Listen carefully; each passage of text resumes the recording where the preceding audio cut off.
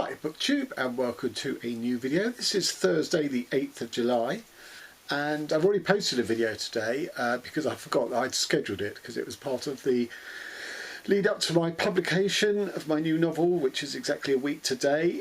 The video I posted isn't anything to do with my book, it's just a bit of fun. It's sort of a literary quiz, which I invite all booktubers to participate. I'll leave the link to that in the show notes. I'm also going to be running it live, sort of a question every half hour over Twitter next Thursday, so you can also participate that way if you so fancy.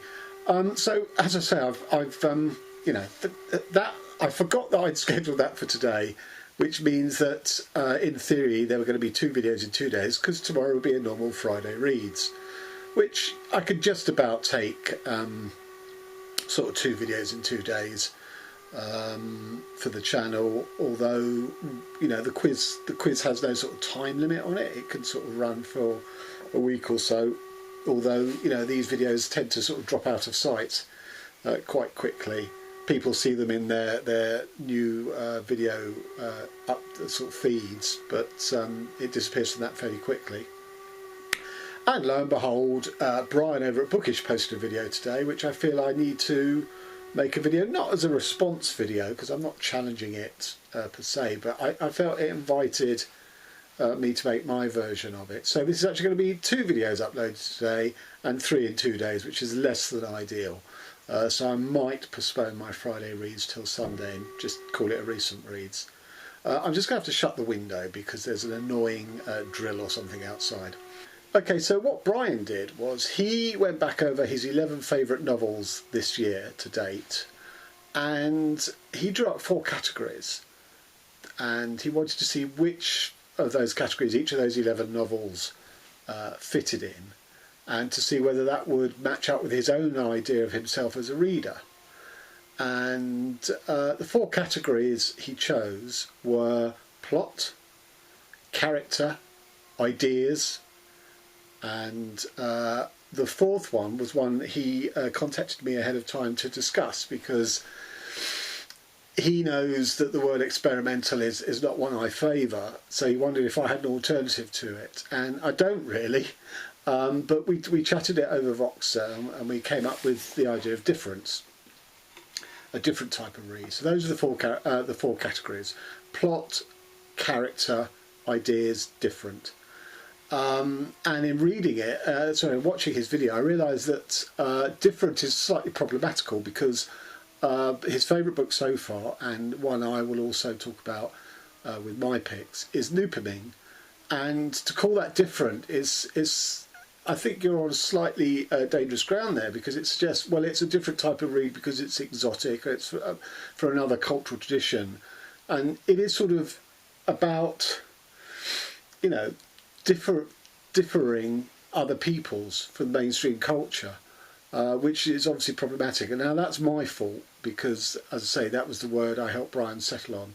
So I'm afraid I'm going to have to sort of recategorise that in my own video, again with apologies to Brian. I'm just going to call it unconventional, which is still no more satisfactory than experimental or different or whatever. And this is my point, that there really is no, at the moment, no word that sort of fits this. But also thinking about this, I realise that in my case, I need a fifth category, and that's style, by which I mean sort of writing style. And I'll explain more about what I mean by that when we come to a book to which it might apply. So I'm not exactly sure how many books I've chosen, 11 or 12. They were all 5 stars. I haven't got a sort of top 10 or 12 list as of this point. I will do that at the end of the year. But these are all, you know, unremittingly 5-star reads for me, so they're definitely up there. And so, like Brian, I'm just going to sort of consider them, which category that they fall into. So the first one is Important Artifacts and Personal Property from the collection of Leonora Doolan and Harold Morris, including books, street fashion and jewellery.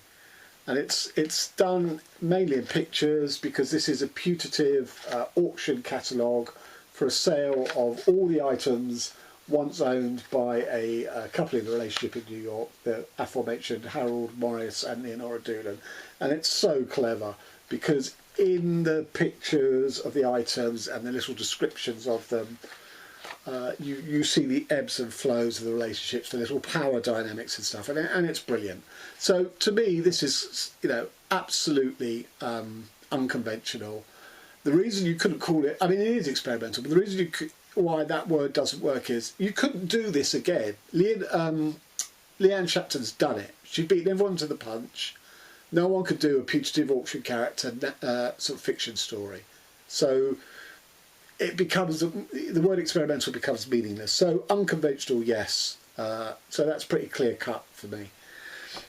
Now on to the aforementioned Nupaming, and this is why I'm going to, you know, call this unconventional. That, like the Lenne Shapton, one of the major appeals of both of these books, they were such refreshing reads. They were so different, hence why that word cropped up originally with Brian. That, you know, they were just an absolute joy to read because, you know, they're just, as I say, they're just so different to you know, 80–90% of the books that one reads in a year. And as I mentioned before in my review of this, the writer Scarlett Thomas wrote a book called Our Tragic Universe, which was seeking what she called the storyless story. That was a search for non-Western narrative structures. And this would absolutely fall into that. And, you know, so it's not just that it's refreshing and different, it's also, to me, important because I'm always on the lookout for alternative narrative structures, alternative ways of you know, telling your story. So those two I would categorise as unconventional.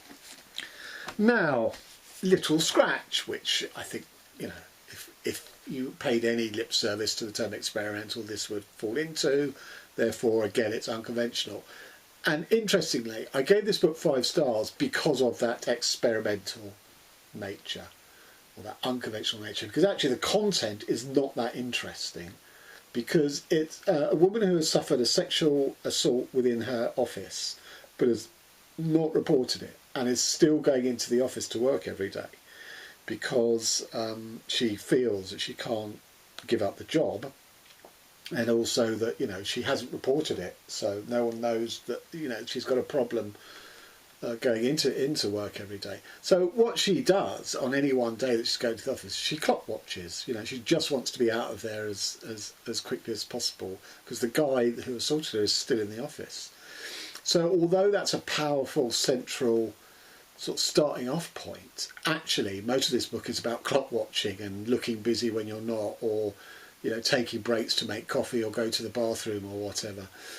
So it's not actually that engaging, but I still gave it 5 stars because I love the way that it was done from a sort of a narrative formalist point of view.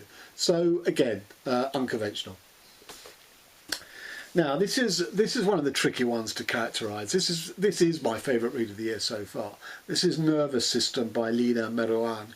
Now ostensibly it's a character study, but it's more involved than that, because to me it's not the character that I was so engaged with sort of primarily. It was more the style in which that character was portrayed and constructed. So that's why I have this extra category of style, writing style. Again, it's not unconventional narrative, but the movement, the very clever movement within the metaphors of the book, plus the writing, plus the metaphors themselves, were extraordinary. You know, the worlds of science are drawn on, the world of forensics are drawn on, and the way these sort of weave in and out to give clues as to this character's, you know, mental states.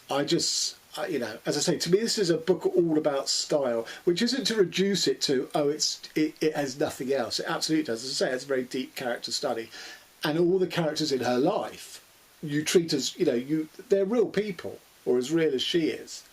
But to me it wasn't about character, although that's definitely in there for sure. It's about style. And on to the performance by Claire Thomas. So this is an interesting one because it has a really strong central idea which underpins everything, which is 3 women of different classes, races and ages in Melbourne in Australia, are gathered together in the same theatre watching a performance of Samuel Beckett's play Happy Days, which is a really strong, visually strong play. I don't know if you're familiar with it, but a woman is buried, in a sort of heap of stuff and can't really move. In the first half of the play, she's buried up to her waist, so she has her freedom to move her hands, and she's sort of taking objects out of a handbag. In the second half of the play, she's buried up to her neck, so she can't move. All she could do is talk. And it's such a striking metaphor that Beckett gives us. And then to cleverly build a book around that, involving that, sort of coming in and out of these three women's life, plus the notion of being in a theatre and performance. And the middle part of the book is actually written as a play script, and that's the part where the three main characters all go out into, because it's the interval, and they all go out into the foyer, and that's done as a play script. Even though the play script bit is obviously, what they're seeing on stage, and this is an interval from that, and yet it's presented as a play script. So definitely elements of unconventionality in here, but I would actually say the idea, it's a brilliant idea for a study of three women, so in that sense it's characterful. In a way, this ticks so many of the different boxes of categorisation. But anyway, that central idea of anchoring it around a Beckett play is so strong and drives this book and holds it together. And on to The High House by Jessie Greengrass, which is a end of the world under flooding, raised seawater levels narrative, and a sort of strangely composed group of four people who are brought together in a house that's very high up and therefore safe from the floods, but the rest of the world is being washed away, kind of thing. But this isn't about plot. I mean, the catastrophe is there, it informs everything. It is sort of about characters, the strange sort of composition of these four characters, and each gets sort of, chapters to themselves, as it were. But actually, again, to me, this is a book about style. I was just absolutely carried along the narrative through the way it was written, through the language, through the perspectives that were offered, which were, to me, were more magnetically alluring to me than the insight about the characters, if that makes any sense. I was carried along by the style rather than wanting to know about the characters at that point, as I say, if that makes any sense. So to me, this is absolutely about style. And again, to me, style is not a bad thing. If all a book it has is its style, that can be enough for me. But of all the five categories, it's the hardest to go to a bookshop where you're just browsing for something to read. You're not looking for something particular. It's the hardest for any blurb to convey the style of a book, and even some of the sort of reviews in sort of serious broadsheets and stuff. You could talk about the plot, you could talk about the characters, you could talk about the ideas, you could even talk about the narrative structure and the form. But the actual style, you could say, yes, it's beautifully written or it's richly evoked, but it's hard to convey exactly how. So style is a bit of a sort of amorphous category, but I still think a separate and important one, because there are books that win me entirely by their style over all of them. As I say, there are elements of character, there are elements of ideas, the world cataclysm. So this isn't only about style, but style was predominant for me in this, in terms of why I liked it. Right, The Octopus Man by Jasper Gibson. So this is a book about schizophrenia. And the reason I like this book so much is because I've read, it's a subject I'm interested in. I've read a lot of books about it, both fiction and non-fiction. And of all of them, this has given me the clearest portrait of what that looks like on a day-to-day basis.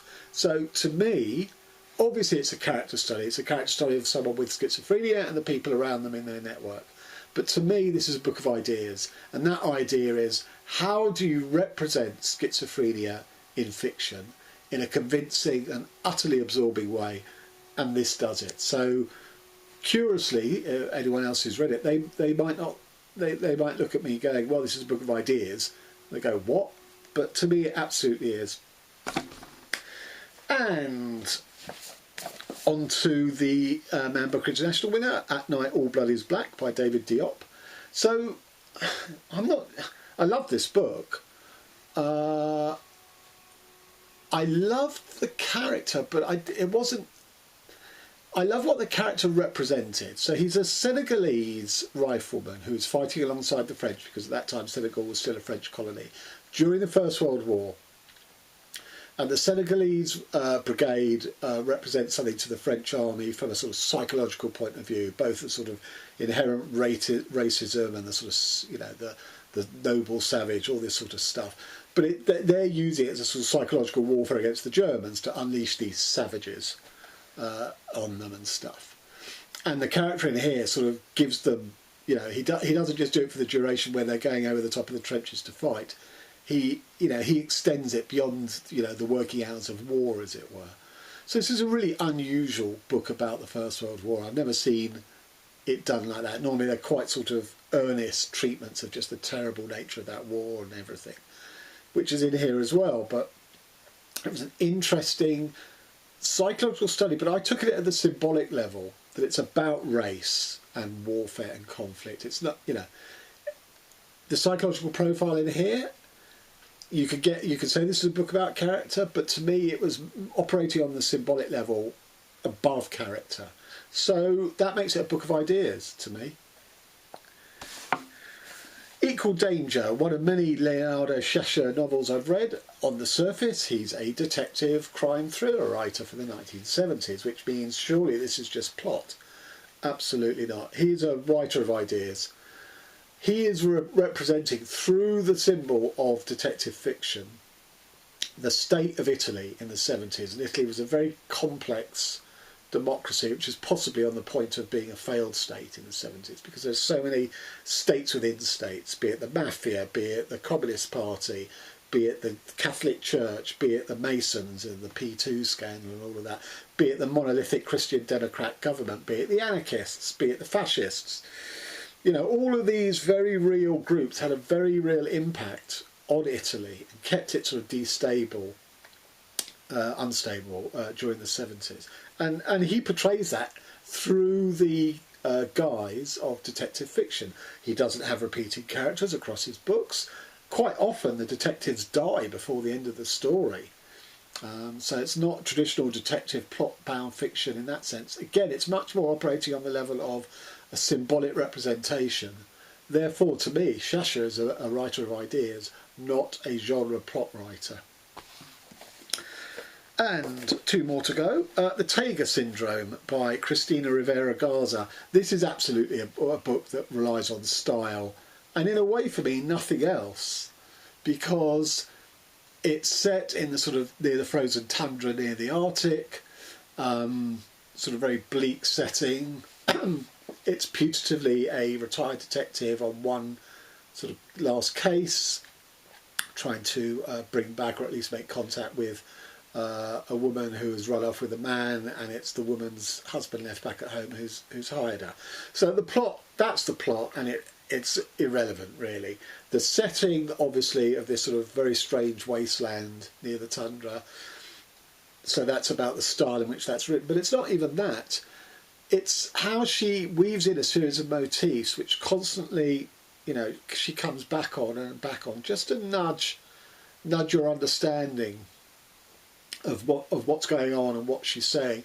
It's not a book of ideas, it's a book of style that suggests that ideas. You know, you don't come away with this book thinking, oh, I've learned about this area of the world, or I've learned about human relationships. Yes, there are little insights into all of that in here, but they're not major themes and ideas. It is just beautifully rendered. I described it as being like tapestry when I talked about it. And you know, it's utterly a book delivered through the style of the writing. I loved it. I will just say that I'll leave links to all of these, my reviews of all of these books in the show notes. Evan Dara, Flee. I guess this is a book of ideas. So this is the third Dara book I've read. And they all in some ways have an environmental, ecological theme. But they're all delivered, the three books I've read at least, deliver them in very different ways.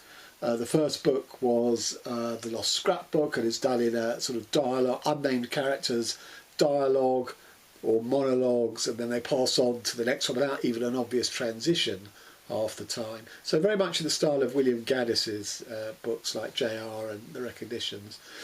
And then towards the end of that, you realise that what you've been hearing are individuals within a town who are suffering a ecological disaster of a poisoned water supply, poisoned by the pollution that's got into their water supply. And the town, these voices in the town come together towards the end of the book to protest what has happened to their water. This is not dissimilar in that it's the story of a town which is gradually shrinking as the jobs dry up and people move out, and the devices that are put in place to stop that, to reverse that trend and stuff. So again, this isn't strictly about ecological and environmental damage, but it is about the sort of damage to a social community which is sort of gradually eroded and sort of can't sustain, and people go their separate ways. So to me, this is all about ideas, and I've got another Evan Dara book to read. I suspect it will be A, involve ecological issues, and B, again, be a book of ideas. And when I say a book of ideas, that doesn't mean they're thrown in your face. He's a very skillful writer. As I say, the structure of the Lost Scrapbook. So yeah, books of ideas. And finally, I think the book I would struggle the most, I think this book needs two categories. My Tender Matador by the Chilean writer Pedro Lemebel, which has two central characters. A gay man who calls himself the Queen of the Corner, who is a prostitute, and he's middle-aged. So we get a lot in this book about the difficulties of being a middle-aged gay man. He's starting to lose his looks. He's going bald. I think doesn't have his own teeth. Stuff like that, and how difficult that is. Where beauty is so prized. So that is very much a character study. And the man who comes into his life is a student who is sort of using this guy's house to store presumably guns or propaganda or whatever for the anti-Pinochet revolution that they're trying to stage.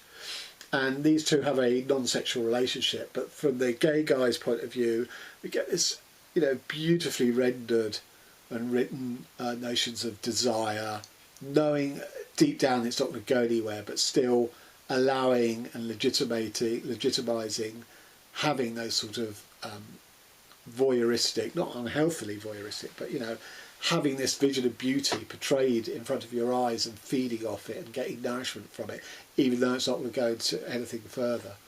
And the student who's using the gay guy because he hasn't told him what they're really, they're pretending that it's for sort of university meetings and stuff like that. So he's using the gay guy as much as the gay guy is using him. But even though they're exploiting each other, there's a great tenderness as per the title. So it's a book both of character study and ideas, because you couldn't just have the character study without the context of the student as part of the anti-Pinochet revolution. It wouldn't work as a book. You need both of those together. So you need character plus ideas. And we also get Pinochet and his younger sort of fashion-conscious wife, which are sort of the comedy bits. I mean, the Pinochet bits are quite sort of horrific comedy, but his wife bits are very funny. So it's just an all-round, this book is an all-round book, really. So it needs two categories. So there you have it. I said jokingly when I commented on Brian's video that, if I was off the top of my head, it would be something like 45% were different, or what I've now called unconventional books, and 55 were ideas, and 0 were character and 0 were plot. And although I'm not too far off the mark for that, it simply isn't possible to only have a diet of books that are all, of those two percentages of ideas and unconventional narrative structures, because there just aren't that enough books of those types in the market, and indeed the book market probably couldn't survive if it was dominated by those two types of books. So obviously I have to read other books, more conventional books, but the point is they don't rate 5 stars.